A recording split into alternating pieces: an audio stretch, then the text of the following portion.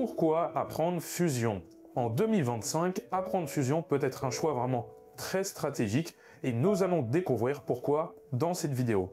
Essayons d'abord de comprendre ce qu'était Fusion et ce que c'est devenu aujourd'hui. Le logiciel Fusion a été créé au début des années 90 par une entreprise canadienne appelée Aeon Software, basée à Toronto. À l'origine, ça s'appelait Digital Fusion. Bon, ça n'a pas trop changé aujourd'hui, c'était un outil destiné au compositing vidéo 2D, 3D pour la post-production et donc les effets visuels. À cette époque, les outils de compositing étaient assez rares et assez coûteux, souvent réservés aux grands studios. Digital Fusion a rendu cette technologie plus accessible. Fusion possédait une interface nodale par opposition à une timeline linéaire comme dans After Effects, mais ça, on en reparlera après, une gestion des couches et masques, une intégration de 3D, particules, key-in, rotoscopie, etc., etc. Fusion devient un standard dans le monde du compositing professionnel, notamment dans les VFX pour la télévision, la pub et certains films. Il se démocratise énormément entre 2012 et 2015. Il est particulièrement apprécié pour sa rapidité, sa flexibilité et sa compatibilité avec d'autres logiciels 3D comme Maya, 3ds Max, Blender, etc.,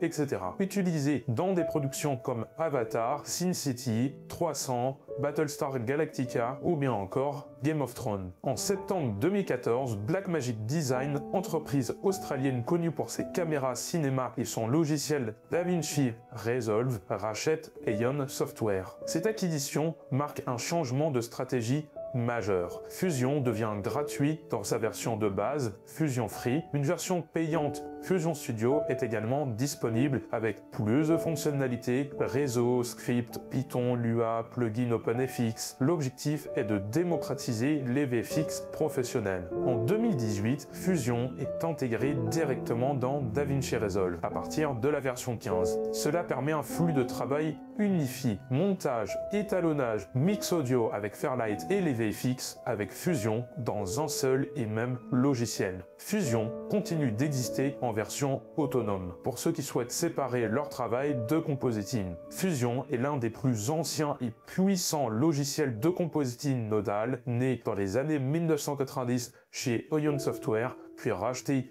et popularisé par Blackmagic Design. Aujourd'hui, il est intégré dans DaVinci Resolve et reste un outil de référence dans le monde des effets spéciaux. Dans cette vidéo, on va rapidement comparer Fusion à deux logiciels complètement différents, Nuke et After Effects. Alors pour After Effects, ça va être assez simple étant donné que Fusion le surpasse dans quasiment tous les domaines. La seule raison aujourd'hui d'utiliser After Effects est pour le motion design. Certains l'utilisent depuis longtemps, ont leurs petites habitudes et ne souhaitent pas forcément apprendre un nouveau logiciel. Ce que je peux comprendre. Mais bon, on va pas se mentir, les outils d'After Effects sont obsolètes, lourds et mal pensé. C'est pour ça qu'un bon grand nombre d'utilisateurs migrent vers d'autres horizons. Il a une philosophie complètement différente de Fusion car il fonctionne par superposition de calques pour composer une image alors que pour Fusion et Nuke, on va connecter des nœuds ensemble pour élaborer ces visuels. Le comparer à Nuke est à mon sens un peu plus équitable. J'ai d'ailleurs fait une vidéo sur le comparatif mais c'est un petit peu obsolète aujourd'hui avec la nouvelle version de Fusion. Le gros point positif de Nuke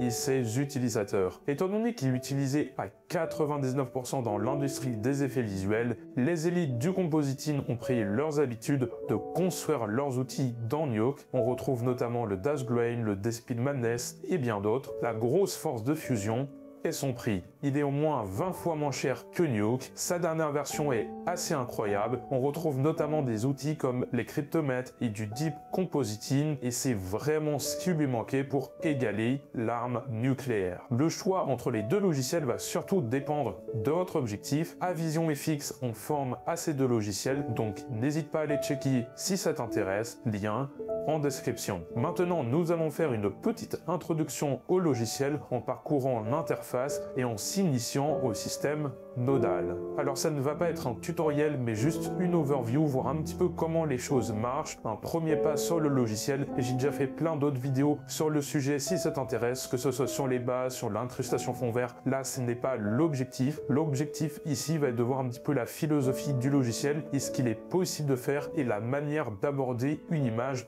sur Fusion. Donc ici, on a un média in qu'on peut visionner ici, c'est-à-dire mon fond vert, et on a un média in 2, donc ce qu'on va venir incruster. Donc je peux le prendre et le glisser juste ici, et sur mon node, je vais avoir tous ces paramètres qui sont juste ici. Et tous les paramètres de mon node que je sélectionne vont être affichés dans l'inspecteur à droite. Donc chaque node correspond à une opération. On va avoir une opération pour enlever un fond vert. Donc on peut faire clic droit ici, aller dans Add Tool, Mate pour tout simplement avoir accès à tous les nœuds qui nous permettent de faire de l'incrustation. Ou alors je peux faire Shift espace et directement aller chercher par exemple un Delta Keyer qui est un node pour enlever un fond vert. Donc je vais mettre un nœud de Delta Keyer en sélectionnant bien mon Media in 1. Comme ça va automatiquement connecter. Bon, si c'est pas connecté, c'est pas grave. Vous, si vous n'avez pas sélectionné, votre node est dans le vide comme ceci. Vous faites Shift pour l'insérer et là, on est bon. Alors je vais le prendre et je vais le glisser juste ici pour pouvoir le visionner. Je vais prendre la petite pipette qui est ici et la glisser sur le vert. Là, je viens de supprimer tout simplement mon fond vert. Alors là, c'est pas très parlant d'avoir un damier. On peut regarder l'alpha en faisant A ou alors on peut aller ici dans alpha.